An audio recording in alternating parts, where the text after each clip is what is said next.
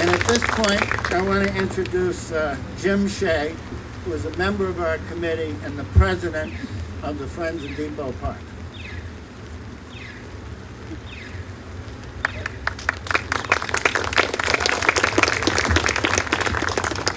Thank you, and welcome to everyone and to our distinguished guests up here. Thank you, Joe, for those kind remarks.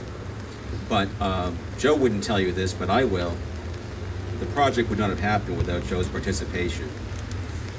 He's not a railroad person. He's not into the historical aspects of this, but he saw the value of this project for the town and for the region.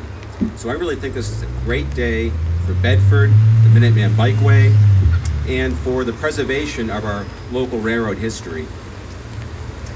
I want to acknowledge that we have some other distinguished guests in the crowd today. I know that we have some retired Boston and Maine Railroad employees, notably Mr. Robert Batt, who was a conductor on this train in the 1950s, 60s, and 70s. And I also see Ellis Walker, who worked up at the Billerica Shops facility and maintained the Boston and Maine's equipment.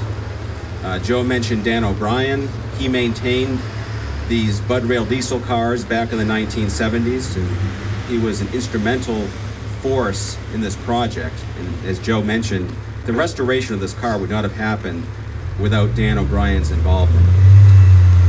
Russell Monroe, he was a conductor in freight service on the Bedford branch and is familiar with this car as well. Now, when you look behind me, you might see an old building and an old railroad car, but they're really much more than that. Objects tell stories, and these two objects tell remarkable stories.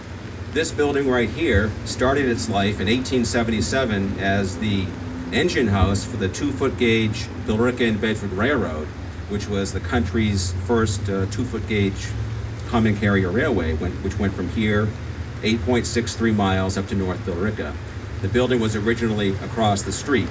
When the Billerica and Bedford Railroad ceased to operate, the standard gauge railroad, at the time the Boston and Lowell Railroad, which was a railroad before the B&M, acquired the building. They moved it to its current location, and they converted it from an engine house into a freight house. That's why we call it the freight house today.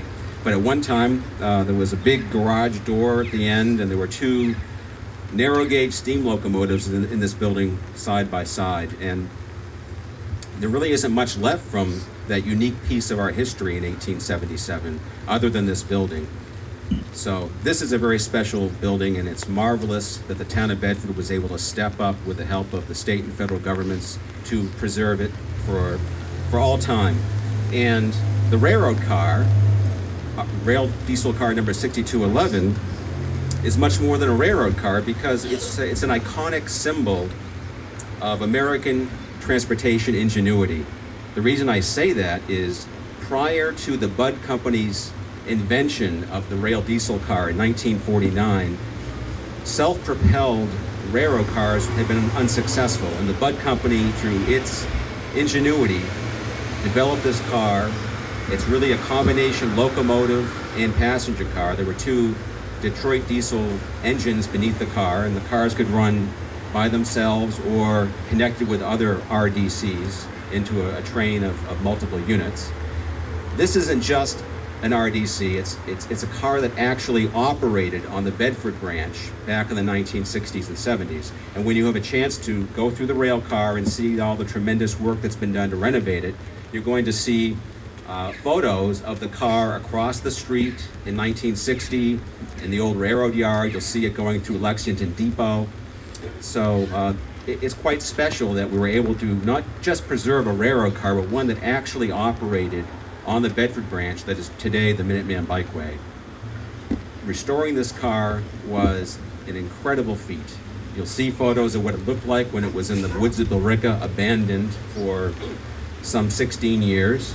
And the car today has been restored to its original factory colors inside. It's back the way it was when it was built in 1955.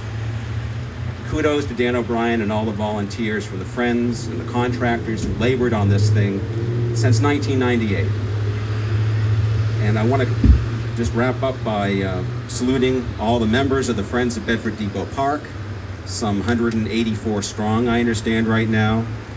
They had tremendous perseverance. We started this organization back in 1995. Who would have imagined it would take 14 years to get to this point, but they all hung in, and they supported us all along with their donations and with their contributions of time. So it's been a remarkable partnership between a nonprofit group and the town of Bedford to accomplish this tremendous site that we have here now. Joe, I'll turn it back to you.